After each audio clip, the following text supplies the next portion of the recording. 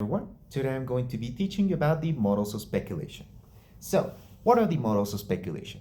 The models of speculation are simply words we utilize to express the likelihood or the chance that an event is going to happen, whether in the present or in the past. So, there's a structure we have to follow for making these sentences, and it goes like this. First, we have to place the subject, then we follow it up with our model of speculation, then we follow it with a verb, and then we finish it with, well, the rest of our sentence. In the case of utilizing it in the past participle, we have to simply add the word have in after the model speculation. So it goes subject, model speculation, and then we utilize have. After that, we follow it with our verb, and then we finish the sentence completely. So let's start talking about what the words are we utilize for the model speculation. So the first one we have is must. This is utilized when we're about 100 to 90% certain about a truth or simply an event that we believe is happening or is going to happen.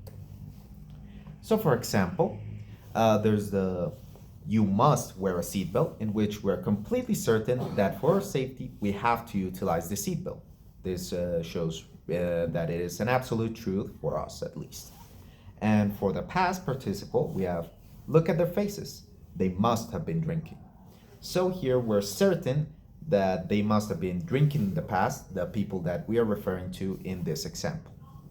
Let's continue with our next word. So we have this one is for when we believe that something is absolutely not true. So we have can't and couldn't. This is when we're about 90 to 100% certain that something is just not true. The examples I have here is just a simple meme. Yeah, I can't come out tonight. I'm super busy. In this example, the woman believes that she won't be able to go out tonight simply because, well, she has a kitty and she is cuddled up, and we really don't want to start that, do we? The other example in the past participle is they couldn't have arrived to the party. In this, we're fairly certain that the other people that we invited just simply couldn't have arrived by a variety of reasons. There's simply too many. The next word for this is may, might, or could. All these three are utilized when we're about half certain, not really very much thinking that it is an absolute truth or anything like that. It is simply could go either way. It could be true. It could be simply not true. You never know. This is utilized when we maybe want to ask someone something and we're requesting something. For example, here in the meme, brother, may I have some oats? So here he is asking if he could. It's a question asking if he could have the oats. It could go either way. He could be refused. He could be given the oats. You don't know.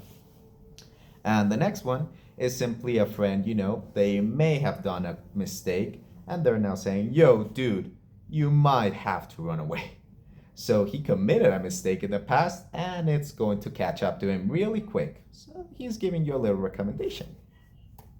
Now here are some of these model words that are not that utilized, but they still exist for this purpose. Should and ought to. This is simply when we have an expected outcome that we expect to be true at some point or another.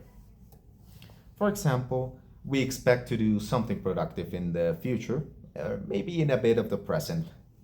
So for example here, I should do something productive. He's trying to, reason with himself that he has to do something productive. And the next example in the past is that terrible TV show should have been taken out sooner. So, he's talking about how he expected the TV show to be taken down in the past. But, it came out true anyways.